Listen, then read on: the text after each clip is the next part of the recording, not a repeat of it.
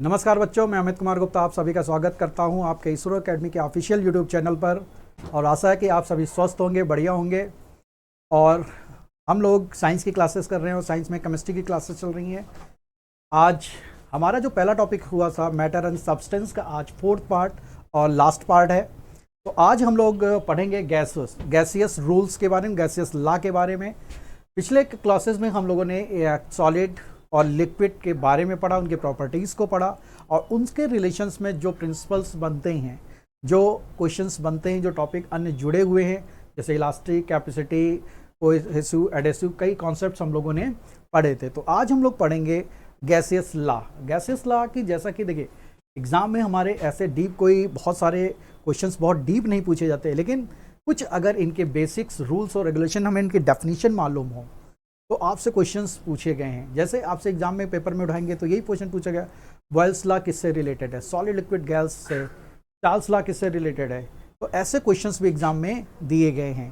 तो देखिए जो गैसियस हम लोगों ने पढ़ी थी, गैसों की प्रॉपर्टीज़ के बारे में लास्ट क्लास में, आज हम पढ़ेंगे गैसियस लॉ के बारे में। जैसा कि आप लोग तो दिख रहा होगा, हम जानते हैं कि देखिए तो गैसों को लेकर टेम्परेचर, उनके प्रेशर, उनके अमाउंट, वॉल्यूम को लेकर और उनके आयतन को लेकर एक रिलेशन है और ये एक दूसरे से इंटरडिपेंडेंट होते हैं, रिलेटेड हैं। इसलिए इनमें एक संबंध बताया जाता है और इन्हीं संबंधों को समीकरण के रूप में, इक्वेशन के तौर पर कई साइंटिस्ट ने इसको प्रूव करने का प्रयास किया, कैसे क्या लॉ होते हैं। तो इसमें एक इंपॉर्टेंट नाम है जिसको हम लोग कहते हैं बॉयल्स लॉ, बॉयल का नियम। तो एक क्वेश्चन यही है कि बॉयल्स लॉ किससे रिलेटेड है। तो हम कहेंगे कि भाई सॉलिड से है, लिक्विड से है, गैस से है। एक सिंपल सा क्वेश्चन है, ये गैस से संबंधित इनका नियम है। देखिए ये बॉयल कौन थे, तो बॉयल एक साइंटिस्ट हैं जिनका पूरा नाम रॉबर्ट बॉयल था। इनके नाम पर एक नियम है और इन्होंने 1962 में 1962 में एक नियम दिया था जिसको बॉयल्स लॉ के नाम से हम जानते हैं। इन्होंने अपने इस नियम में गैसों के बारे में क्या कहा, यदि टेम्परेचर को कांस्टेंट रखा जाए, तापमान को स्थिर रखा जाए, तो गैसों के वॉल्यूम, आयतन और उनके प्रेशर में इनवर्स रिलेशन होता है। तो there is inverse relation between volume of gases and pressure of gases if temperature is constant. तो इसी को एक इक्वेशन में इन्होंने प्रूव किया। Means P means pressure of gases is inversely relation between volume of gases. Means जितना आयतन को हम कम करेंगे, प्रेशर उतना ज़्यादा होगा और जितना हम दाब प्रेशर बढ़ेगा उतना वॉल्यूम कम होगा। इनवर्स रिलेशन है हमारा। देखिए तो आपको ये ध्यान रखना है कि बॉयल्स ने गैसियस रूल में क्या कहा गया है, यदि टेम्परेचर को कांस्टेंट रखें, टेम्परेचर को स्थिर रखें, तापमान को हम स्थिर रखें, तो गैसों के आयतन और उसके दबाव में व्युत्क्रमानुपातिक संबंध होता है, इनवर्स रिलेशन होता है। तो आपको ध्यान रखना है किसको कांस्टेंट माना गया है, तो यहाँ पर टेम्परेचर को कांस्टेंट माना गया है और रिलेशन किस में बताया गया है, वॉल्यूम और प्रेशर में। और ये बताया गया है P is inversely proportional to V। ठीक है, तो चलिए ये हमारा बॉयल्स लॉ। नेक्स्ट हम लोग देखते हैं चार्ल्स लॉ। पहले हम लोग इंग्लिश में बॉयल्स लॉ को भी देख लेते हैं गैसेस लॉ में। तो temperature, pressure and amount and volume of gases are interdependent. मैंने अभी बताया था एक दूसरे से संबंधित हैं और इसी को इक्वेशन के फॉर्म में साइंटिस्ट ने एक बताने का प्रयास किया है। First we are going to deals about Boyle's law. Boyle's law name after the Robert Boyle who first stated in 1662। Sorry I think गलत दे दिया है, 1962 था, ध्यान रखिएगा, 1962 में किया गया था। Boyle's law stated that if temperature is held constant, temperature constant होता है, volume and pressure have an inverse relationship. ठीक है, तो जो मैंने पीछे बताया, प्रेशर और वॉल्यूम में inverse relation if temperature is constant. Means अगर जहां तापमान को स्थिर रखा जाए तो दाब और आयतन में व्युत्क्रमानुपातिक संबंध होता है, इनवर्सली रिलेशनशिप होता है। चलिए चार्ल्स लॉ, दूसरा एक नियम होता है गैसियस लॉ में, चार्ल्स लॉ। तो चार्ल्स भी एक साइंटिस्ट हैं, इनको गे लुशाक्स लॉ भी कहते हैं, तो ध्यान रखिएगा चार्ल्स लॉ को ही हम गे लुशाक का नियम भी कहते हैं। ठीक है, यह नियम क्या बताता है, इन्होंने बताया कि वॉल्यूम गैसों के आयतन और तापमान का डायरेक्टली प्रोपोर्शनल, सीधा संबंध है। मीन्स एक के बढ़ने पर दूसरा बढ़ता है, और एक के कम होने पर दूसरा कम होता है। जैसे टेम्परेचर बढ़ेगा तो गैसों का वॉल्यूम भी बढ़ेगा, लेकिन यहाँ पर इन्होंने बताया कि क्या कांस्टेंट होना चाहिए, प्रेशर। प्रेशर हमारा कांस्टेंट, मीन्स प्रेशर कांस्टेंट रहे तो गैसों का तापमान बढ़ने पर उनका आयतन भी बढ़ जाता है। इसके लिए इन्होंने एक इक्वेशन दी, PV equal to K constant, indirectly proportional relation बताया इन्होंने। तो हमें एग्जाम में देखिए सिर्फ सिंपल से क्वेश्चन आए हैं, ये ला किससे संबंधित और इक्वेशन किसका किससे है, कि चार्ल्स ला का इक्वेशन क्या है, PV इक्वल टू K, आपको PV डायरेक्टली प्रोपोर्शनल रिलेशन बताया गया है। तो गैस को गर्म करना, देखिए एक इक्वेशन आपको क्वेश्चन फॉर्म में दिया गया, क्वेश्चन कैसे पूछा गया एग्जाम में, कि किसी गैस को गर्म करने से जो उसके, हमने पहले ही बताया कि जो गैसियस मॉलिक्यूल होते हैं उसमें बहुत ज़्यादा स्पेस होता है, इसलिए स्पेस होने के कारण गैस के पार्टिकल्स एक अलग अलग बहुत तेज़ी से बढ़ते हैं। जब बहुत तेज़ी से, उनमें काइनेटिक एनर्जी बहुत ज़्यादा होती है, काइनेटिक एनर्जी होती है जिससे गैस उस कंटेनर में बहुत तेज़ी से भगती है और कंटेनर के सरफेस पर क्या करती है, प्रेशर डालती है। इसीलिए उस प्रेशर को, हम उस कंटेनर के अंदर प्रेशर को स्थिर रखने के लिए गैस को गर्म करने पर हमें क्या करना चाहिए, कंटेनर का आयतन वॉल्यूम बढ़ा देना चाहिए, ठीक है, क्योंकि हमें प्रेशर को कांस्टेंट रखना है। तो ये बात कर रहा है, प्रेशर को कांस्टेंट रखेंगे, प्रेशर को कांस्टेंट रखेंगे तो गैस को गर्म करेंगे, मीन्स टेम्परेचर बढ़ेगा, टेम्परेचर बढ़ेगा तो गैसों का वॉल्यूम भी बढ़ेगा, इसलिए हमें कंटेनर का आकार क्या करना चाहिए, बड़ा कर देना चाहिए। तो क्वेश्चन यही आता है कि स्थिर दाब पर, कांस्टेंट प्रेशर पर अगर हम गैसों का तापमान बढ़ाते हैं तो हमें क्या करना चाहिए, कंटेनर का आकार बढ़ाना चाहिए, कांस्टेंट रखना चाहिए या छोटा कर देना चाहिए। तो हमारा आंसर क्या होगा, हमारा आंसर है कि उसे बढ़ा देना चाहिए। और ये कौन से संबंध पर या कौन से नियम को बताता है, तो चार्ल्स ला को बताता है, चार्ल्स ला के बारे में, ठीक है। तो आगे हम लोग इसी चीज़ को इंग्लिश में आप देख लेंगे, चार्ल्स ला, गै-लुसाक्स ला कहते हैं। तो वही बात जो मैंने हिंदी में बताई, तो this law states volume and temperature of gases have direct relationship. कैसा रिलेशनशिप है, डायरेक्ट, मीन्स अगर हमारा टेम्परेचर इंक्रीज करेगा तो वॉल्यूम भी इंक्रीज करेगा, लेकिन प्रेशर को हमें कांस्टेंट रखना है। यही बात आपको फिर बताई गई है, जो बात अभी मैंने पीछे समझाई है वही नेक्स्ट आपको लिखी हुई है। तो आप इसको, जो इंग्लिश में बच्चे हैं इंग्लिश मीडियम के, तो इस चीज़ को बच्चों आप कर सकते हैं। देखिए क्वेश्चन बहुत टफ नहीं आते हैं, लेकिन अगर आप एक बार इसको पढ़े रहेंगे, थोड़ा सा समझे रहेंगे, तो ऐसे क्वेश्चंस जो आएंगे तो क्या करना है, मैंने कहा कि क्लास के साथ अपने नोट्स को बनाते जाना है। नेक्स्ट क्लास में जब हम लोग आएंगे तो इन टॉपिक्स पे मैं आपको क्वेश्चन आंसर कराऊंगा, ठीक है, क्योंकि अब हमारा आज का ये लास्ट मैटर और सब्सटेंस का होगा टॉपिक। मीन्स लास्ट का मतलब नहीं, मैटर और सब्सटेंस तो बहुत बड़ा टॉपिक है, ठीक है। अन्य एलिमेंट्स, मिक्सचर और हमारा जो चीज़ें हैं हम इन्हीं पे करेंगे, सॉल्यूशंस वगैरह हम करेंगे, लेकिन वो टॉपिक को बयान, लेकिन पहले जितना हम लोग पढ़ चुके हैं, जितने ला हम लोगों ने पढ़े, प्रॉपर्टीज़ पढ़ी हैं मैटर की, इनसे रिलेटेड जो महत्वपूर्ण क्वेश्चंस बनते हैं उनको हम लोग करेंगे बच्चों, ठीक है। चलिए आगे बढ़ते हैं। देखिए अवोगाद्रो नंबर, अवोगाद्रो संख्या। तो देखिए एग्जाम में सिर्फ इतना, अगर आप पेपर उठा के देखेंगे कि एक बार क्वेश्चन आया है कि अवोगाद्रो संख्या का संबंध किससे, सॉलिड, लिक्विड और गैस से। अवोगाद्रो एक इटालियन साइंटिस्ट हैं, ठीक है, इटली के साइंटिस्ट थे, और इन्हीं के नाम पर इस नंबर का नाम रखा गया। इन्होंने क्या कहा, गैसों की संख्या के बारे में बताइए। इन्होंने एक विचार दिया कि यदि समान तापमान और दाब पर किसी गैस की समान मात्रा में कणों की संख्या भी समान होनी चाहिए, कि समान मात्रा में कोई गैस है तो उन गैसों के पार्टिकल्स भी हमारे समान होने चाहिए। आइदर गैसों की फिजिकल और केमिकल प्रॉपर्टीज कुछ भी हो, उनका रासायनिक और भौतिक कोई भी गैस हो, अगर वो हम एक टेम्परेचर पे और एक प्रेशर पे ला दी जाए तो उनकी गैसों के पार्टिकल्स भी समान हो जाते हैं। तो सेम प्रेशर पे और सेम टेम्परेचर पे गैसों के पार्टिकल्स या उनकी संख्या, कणों के पार्टिकल्स की संख्या समान हो जाती है। तो गैसों के समान कणों की बात को ही अवोगाद्रो नंबर बोलते हैं, अवोगाद्रो संख्या बोलते हैं, ठीक है। उनकी संख्या भी समान हो जाती है, ठीक। इन Italian scientist Amedeo Avogadro proposed the idea that equal volume of gases at the same temperature and pressure will have an equal number of particles। तो ये बात हमें ध्यान रखनी है, equal volume of gases, ठीक है, at same temperature and same pressure, means यही बात मैंने बताई अभी कि यदि कोई भी डिफरेंट प्रॉपर्टीज़ के फिजिकल और केमिकल प्रॉपर्टीज़ वाली गैसें हैं, अगर उनको हम समान मात्रा में गैस को लें, इक्वल वॉल्यूम में गैस को लें, ठीक है, और उनको समान प्रेशर और टेम्परेचर पे रखा जाए तो उनके पार्टिकल्स की संख्या भी समान हो जाती है। यही बात हमारी क्या कहलाती है, एवोगाड्रो नंबर कहलाती है। तो ध्यान रखिएगा, बहुत सिंपल सी बात है। आगे हम लोग पढ़ेंगे आदर्श गैस के नियम। देखिए ये क्वेश्चंस कई बार पूछा गया है, आदर्श गैस के नियम, law of ideal gas. Ideal gas क्या होती है, आइडियल गैस क्या होती है। देखिए जो आइडियल गैस का कॉन्सेप्ट आया ये, अब हमारे पास चार्ल्स का लॉ था, एवोगाड्रो नंबर था, बॉयल्स लॉ था, इन सभी को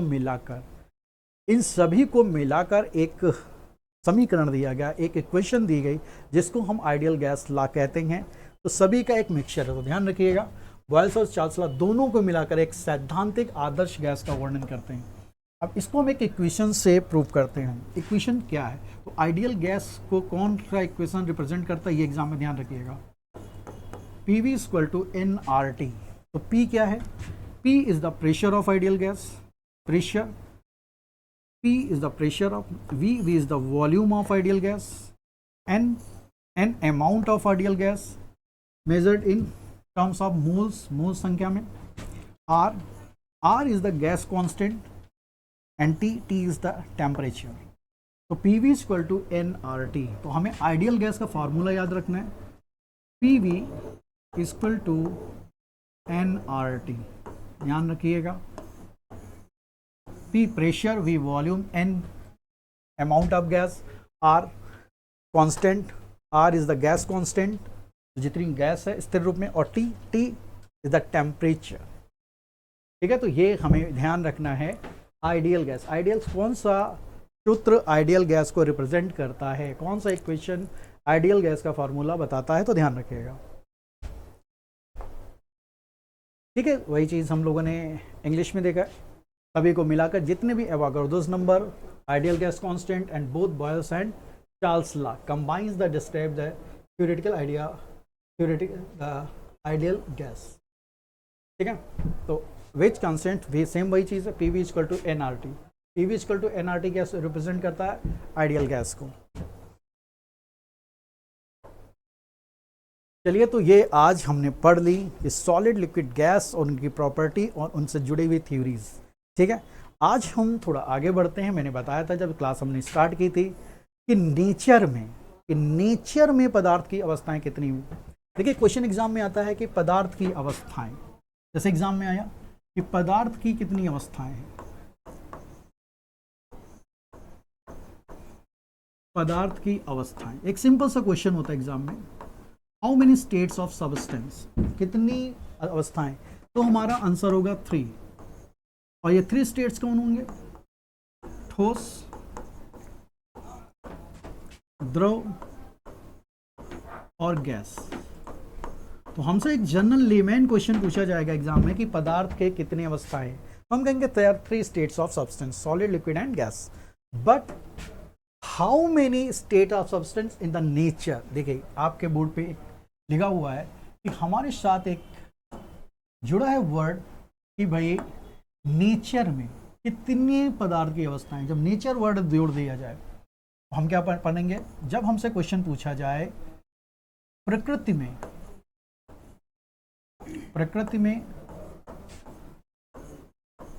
पदार्थ की अवस्थाएं, प्रकृति में पदार्थ की अवस्थाएं कितनी होती हैं, तब हम बताएंगे there are 4 states of substance. और क्या करेंगे, ऊपर तो 3 ऑलरेडी हमारे पास हैं, सॉलिड, लिक्विड और गैस होती हैं। तो तब हमें जब नेचर में चौथी अवस्था पूछी जाए तो हम बता देंगे दैट इज प्लाज्मा, जैसा कि ये मैंने लिखा हुआ है। तो जब नेचर पूछा जाए प्रकृति में कितनी अवस्थाएं, तब हम टोटल 4 बताएंगे। लेकिन लेमैन में सामान्य तौर पर पूछा जाए कितनी है तो 3 बताएंगे कि पदार्थ की कितनी अवस्थाएं, 3, प्रकृति में पदार्थ की कितनी अवस्थाएं, 4। तो ध्यान रखिएगा, सिंपल सा क्वेश्चन होता है, ध्यान रखिएगा। तो बहुत कॉमन क्वेश्चन है, पदार्थ की चौथी अवस्था कौन सी है, which is the 4th state of substance, that is plasma. क्या होता है प्लाज्मा, इसके बारे में पढ़ते हैं। ठीक है, तो प्लाज्मा क्या है बच्चों, प्लाज्मा क्या है, बहुत बार हम लोग नाम सुनते हैं कि भाई जब हम लोग पृथ्वी का केंद्र पढ़ते हैं या तारों के आंतरिक उनका सेंटर का फॉर्म पढ़ते हैं, उनका केंद्र कैसा है तारों का, अक्सर एक शब्द का नाम सुनते हैं, व्हाट इज प्लाज्मा। तो प्लाज्मा क्या है? तो देखिए थोड़ा सा ये अलग है, नॉर्मल सब्सटेंस से थोड़ी अलग होती है। तो प्लाज्मा क्या होती है? तो कि हम सिंपल से बताएंगे, जो फोर्थ स्टेज ऑफ सब्सटेंस को क्या कहते हैं, पदार्थ की चौथी अवस्था को हम प्रकृति में प्लाज्मा कहते हैं। कहाँ मिलती है, कैसे मिलती है? देखिए प्लाज्मा तब बनता है जब कोई परमाणु एक या एक से अधिक इलेक्ट्रॉन को मुक्त करता है। कोई एटम है, कोई हमारा एटम है, वो इतना अधिक गर्म हो जाता है, बहुत अधिक हीट होती है, तो क्या होता है, उसके इलेक्ट्रॉन, जो फ्री इलेक्ट्रॉन है वो रिलीज करता है। जब कोई एटम फ्री इलेक्ट्रॉन रिलीज करता है तो वो प्लाज्मा के फॉर्म में आ जाता है। और प्लाज्मा की कंडीशन क्या होती है? प्लाज्मा एक ऐसा मिक्सचर है, देखिए ध्यान रखिएगा, इट इज अ मिक्सचर, ये मिक्सचर है।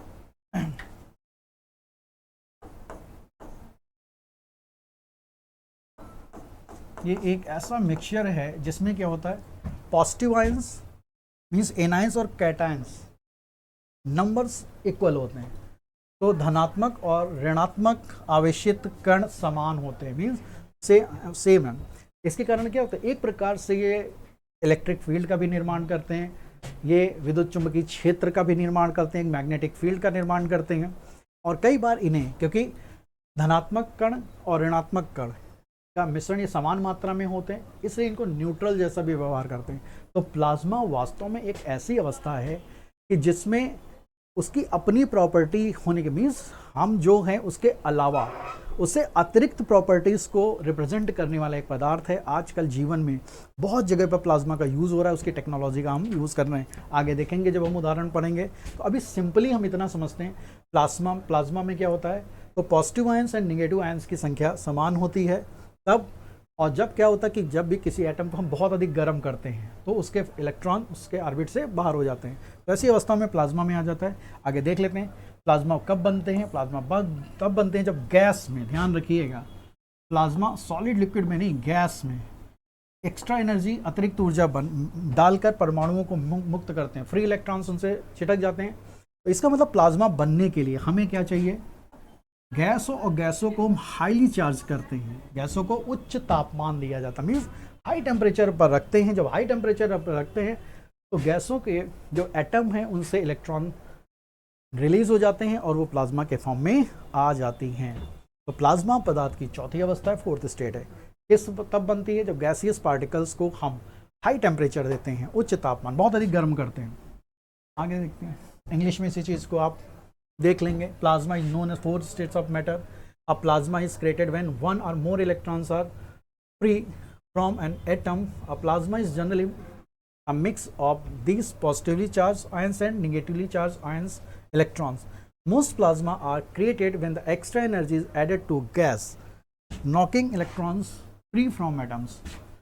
High temperature. तो देखिए मैंने हिंदी में पूरा इसको समझाया है, तो इसको आप जो इंग्लिश मीडियम के बच्चे हैं उसको बस थोड़ा सा पढ़ लेंगे ताकि आपके बेहतरीन नोट्स बन सकें। ठीक है, नोट्स के बनाने के लिए मैंने आपको ये दिया है ताकि आपको मटेरियल की कोई दिक्कत ना हो। देखिए उसको समझना है, कॉन्सेप्ट आपको अगर मैं हिंदी इंग्लिश मिक्स में पढ़ा रहा हूँ तो फिर से उसको आपको बहुत ज़्यादा दिक्कत नहीं होगी। चलिए, प्लाज्मा के गुण अभी मैंने लगभग चीज़ें बता दी हैं आपको, लेकिन फिर भी एक बार कि प्रॉपर्टीज़ और करेक्टरिस्टिक ऑफ प्लाज्मा, क्या विशेषताएं होती हैं, क्या गुण होते हैं, तो अभी मैंने बताया। इसमें आवेशित कण होते हैं, इसलिए प्लाज्मा एक जन्मजात विद्युत सुचालकता होती है। तो आपसे क्वेश्चन हो, तो क्या प्लाज्मा इलेक्ट्रिक का कंडक्टर है? तो हम कहेंगे बिल्कुल, ये आइडियल कंडक्टर है, बहुत अच्छा चालक होता है। क्यों होता है? क्योंकि इसमें आवेशित कणों में गतिज ऊर्जा होती है, इसलिए प्लाज्मा में एक चुंबकीय क्षेत्र होते हैं। देखिए कणों में एक काइनेटिक एनर्जी भी होती है, इसलिए एक मैग्नेटिक फील्ड का भी एक है। अभी मैंने बताया था प्लाज्मा क्या है, एक इलेक्ट्रिक फील्ड भी है, एक मैग्नेटिक फील्ड भी है। इनके प्रभाव के कारण हमने इलेक्ट्रिक फील्ड की भी तरह चल कर यूज़ करते हैं और एक इलेक्ट्रिक फील्ड की तरह और एक मैग्नेटिक फील्ड की तरह यूज़ करते हैं। कुल मिलाकर फाइनली लेकिन हम कह सकते हैं अधिकांश plasma, most of the plasma electrically neutral होते हैं, तटस्थ होते हैं। इनमें क्यों होते हैं अभी मैंने बताया, क्योंकि इनमें पॉजिटिव आयंस और निगेटिव आयंस की मात्रा समान होती है। देखिए जितने पॉजिटिव आयंस उतने निगेटिव आयंस, तो ये क्या हो जाएंगे, न्यूट्रल हो जाएंगे। तो आइडियल फॉर्म में ये electric, most of the plasma क्या होते हैं, विद्युत रूप से तटस्थ होते हैं, न्यूट्रल होते हैं। ठीक है, तो ऐसी चीज़ें हम, गैसों की तरह प्लाज्मा का भी कोई निश्चित और आयतन और आकार नहीं होता, क्योंकि अभी मैंने बताया कि प्लाज्मा किससे बनते हैं, ये गैसियस अवस्था होती है। कि गैसों को जब हम बहुत अधिक गर्म कर देते हैं तो वो उनके क्या होते हैं, इलेक्ट्रॉन उनके प्रोटॉन से फ्री हो जाते हैं और वो प्लाज्मा के फॉर्म में आ जाते हैं। इसलिए जिस तरह गैसों का कोई डेफिनेट शेप एंड वॉल्यूम नहीं होता, उसी तरीके से प्लाज्मा के भी कोई डेफिनेट शेप एंड वॉल्यूम नहीं होगा, तो ध्यान रखिएगा। देखिए, लेकिन कई बार हम बायोलॉजी में भी पढ़ते हैं कि ब्लड एक प्लाज्मा का उदाहरण है, लेकिन बच्चों यहाँ पर हमें ध्यान रखना है कि फिजिक्स और केमिस्ट्री में जो प्लाज्मा का कॉन्सेप्ट है वो बायो में बिल्कुल डिफरेंट है। ठीक है, फिर जीव विज्ञान में, भौतिकी विज्ञान की तुलना में प्लाज्मा का एक अलग मीनिंग होता है, अलग अर्थ है। यहाँ प्लाज्मा, जैसे ब्लड एक प्लाज्मा का उदाहरण है, एक प्लाज्मा तरल भाग, वहाँ पर प्लाज्मा कहा गया है जो सेमी सॉलिड होता है। ब्लड मतलब एक बहुत चिपचिपा स्टिकी होती है, सेमी सॉलिड जैसा होता है, इसलिए ब्लड को एक प्लाज्मा कहा गया है बायोलॉजी में। और प्लाज्मा में कितना क्या होता है हम देख लेते हैं कि जो प्लाज्मा होता है इसमें 92% वाटर है, 92% पानी होता है, और जो प्लाज्मा टोटल ब्लड का 55% हिस्सा है। तो देखिए, ब्लड जब हम लोग बायो में पढ़ते हैं तो बताते हैं ना, ब्लड के दो पार्ट्स होते हैं, एक ब्लड प्लाज्मा और एक ब्लड कॉर्पल्स, रक्त कणिकाएं और ब्लड प्लाज्मा। तो देखिए, प्लाज्मा टोटल ब्लड का जो गाढ़ा वाला हिस्सा होता है उसे प्लाज्मा कहते हैं, ये 55%। उस ब्लड प्लाज्मा में आपका 92% के आसपास वाटर होता है। ठीक है, बाकी के 8 to 10% आपके प्रोटीन, ग्लूकोज, कार्बोहाइड्रेट, ये सारी चीज़ें होती हैं। ठीक है, तो प्रॉपर्टीज ऑफ प्लाज्मा आप देख लेंगे इंग्लिश मीडियम के जो बच्चे हैं। तो इसको हम लोग जो बातें अभी मैंने बताई, ये plasma has innate electric conductivity. ठीक है, इन्नेट इलेक्ट्रिक कंडक्टिविटी मीन्स एक अच्छा विद्युत चालक होता है। Plasma always as a negate magnetic field, इसका विद्युत चुंबकीय क्षेत्र होता है, लेकिन overall most plasma are electrically neutral. क्यों? क्योंकि there contains same amount of positive and negative charge. अभी मैंने बताया जब पॉजिटिव चार्ज और नेगेटिव चार्ज हो जाएगा समान, तो क्या होगा, चीज़ें न्यूट्रल हो जाती हैं। ठीक है, तो गैसों की तरह plasma has no definite shape और वॉल्यूम। तो जैसे गैस होते हैं वैसे प्लाज्मा का कोई आकार और आयतन निश्चित नहीं होता। इन बायोलॉजी, अभी मैंने बताया बायोलॉजी में ब्लड के कॉन्टेक्स्ट में प्लाज्मा एक अलग कॉन्सेप्ट देता है। अब देखिए, एग्जाम में यहाँ से क्वेश्चंस के प्लाज्मा के उदाहरण, हमारे डेली लाइफ में हम लोग इतनी चीज़ें यूज़ करते हैं और एग्जाम में ये पूछे जाते हैं। देखिए, जितने मैंने येलो कलर में ये आपको दिए, ये एग्जाम में पूछे गए हैं, ये किसके उदाहरण हैं? आम जीवन में हमें प्लाज्मा के उदाहरण बहुत सारे हैं, लेकिन हम समझ नहीं पाते। जैसे आकाशीय बिजली, आकाशीय बिजली मतलब लाइटनिंग, जब आसमान में बादल चमकते हैं तो उनसे बिजली होती है। बिजली क्या है? बादल। ये क्या है?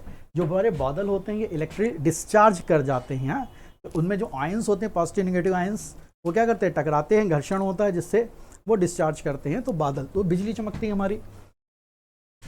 सौर पवन, सौर पवन मीन्स सूर्य से जो आंधी आती हैं, मैग्नेटिक, उनके इलेक्ट्रोमैग्नेटिक पार्टिकल्स होते हैं, उसको सोलर पवन कहते हैं। वेल्डिंग, वेल्डिंग वाले करते हैं ना, वेल्डिंग वाले जब वेल्डिंग करते हैं तो बहुत ज़्यादा चमक उत्पन्न होती है, तो वेल्डिंग आर्क, उनकी चमक। प्लाज्मा बॉल, टॉय का इंटीरियर। देखिए, कई बार हम ऐसे खिलौने खरीदते हैं जिसमें घर्षण, फ्रिक्शन करने से अजीब सी चमक आती है अंदर, तो जो चमकते हैं वो भी है प्लाज्मा। परमाणु का विस्फोट जब होता है तो उसमें आग का एक गोला, फायर बॉल बनता है, वो भी क्या है, प्लाज्मा का फॉर्म। पृथ्वी का चुंबक, मैग्नेटिक फील्ड, पृथ्वी का चुंबक मंडल, ये कहाँ होता है, नॉर्थ और साउथ पोल पे, नॉर्थ और साउथ पोल पे प्लाज्मा फॉर्म है। रॉकेट का निकास और प्रणोदक मीन्स जब रॉकेट हम लोग जलाते हैं तो बहुत तेज़ी से थ्रस्ट होता है, बहुत ज़्यादा गर्म गैसें हो जाती हैं, इसलिए उनका जलना बहुत अधिक तेज़ लाइट उत्पन्न होती है, ये भी प्लाज्मा का है।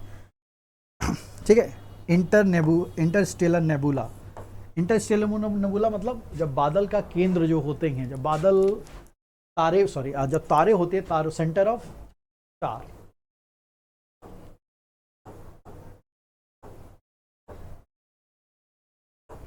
तो तारों का केंद्र होता है, बहुत अधिक गर्म आग हो। देखिए, आजकल के जो टीवी या मोबाइल के स्क्रीन है, टीवी, मोबाइल, लैपटॉप, ठीक है, कई बार हम लोग देखते हैं कि इनकी क्रिस्टल स्केल होती है, बहुत सॉफ्ट जैसे होते हैं, उसमें आप उंगली का थोड़ा प्रेशर डालेंगे तो उसमें लिक्विड जैसा चलता है, ये क्या है, प्लाज्मा का फॉर्म है। आयनोस्फीयर, पृथ्वी का आयन मंडल, तो यहाँ भी प्लाज्मा है। स्थैतिक बिजली, जो आपकी बिजली होती है, ठीक है, धूमकेतु जो कॉमेट्स का टेल होता है, धूमकेतु होती हैं, ये सभी हमारे प्लाज्मा के उदाहरण हैं बच्चों। इसी चीज़ को आप इंग्लिश में देख सकते हैं, बाकी मैंने लिख दी हैं।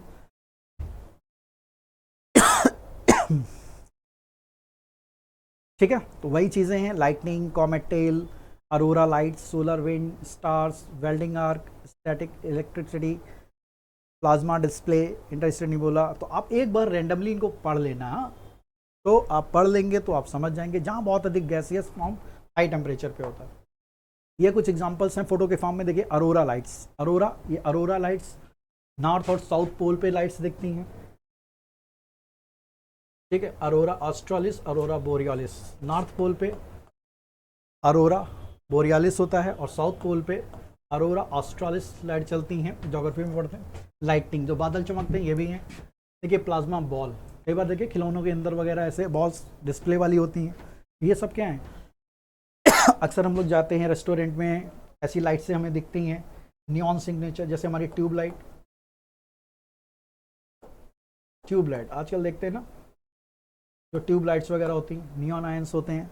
तो इसमें भी क्या है, एक थोड़ी सी एनर्जी में बहुत ज़्यादा था लाइट देते हैं। ये सब हमारे इसके कारण संभव हो पाया, प्लाज्मा के कारण।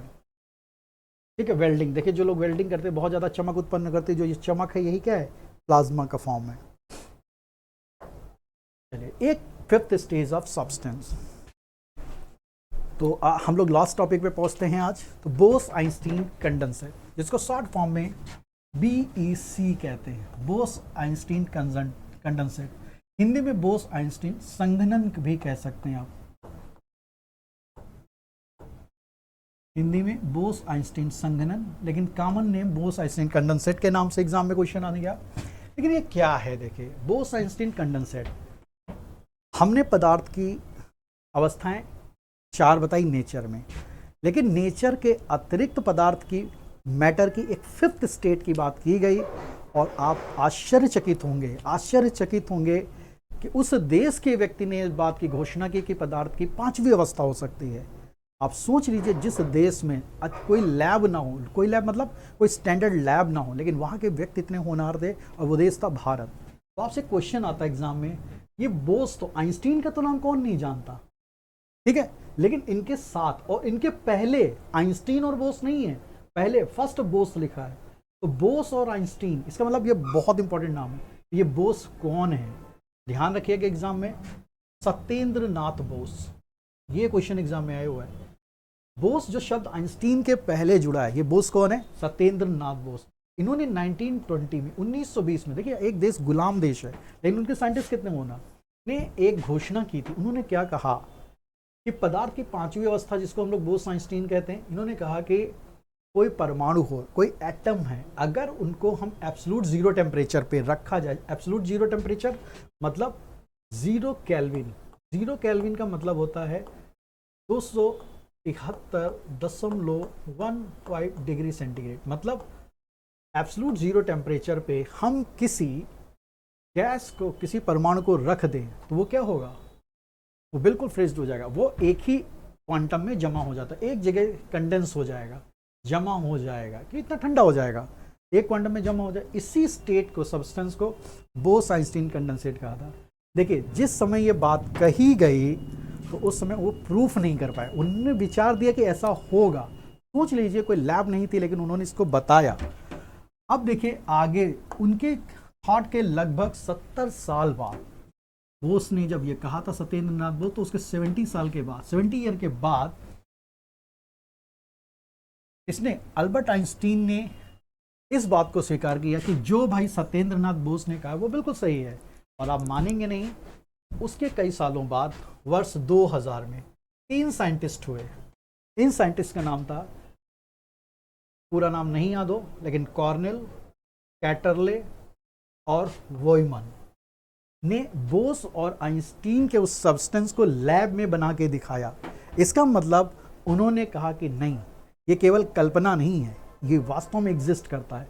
और इस कार्य के लिए इन्हें फिजिक्स का नोबेल भी दिया गया। कौन से साल में, 2000 में। तो बोस आइंस्टीन कंडेंसेट के लिए नोबेल प्राइज किस बात को मिला, 2000 ईयर में। और किन्हें मिला, कॉर्नेल, कैटरले एंड वाइमन को। ठीक है, तो इसी चीज़ को हम लोग इंग्लिश में देख लेंगे। सेम चीज़ है, तो इसमें कुछ नहीं है, तो आप देख लीजिए एक बार। तो आज हम लोग इस टॉपिक को इसी जगह समाप्त करते हैं बच्चों, ठीक है। तो नेक्स्ट क्लास में अब हम लोग क्या करेंगे, मैंने कहा था इनके बारे में जो क्वेश्चंस हमारे महत्वपूर्ण बनेंगे हम लोग उनको करेंगे, चर्चा करेंगे, बढ़िया से करेंगे, अच्छे अच्छे क्वेश्चंस लाएंगे।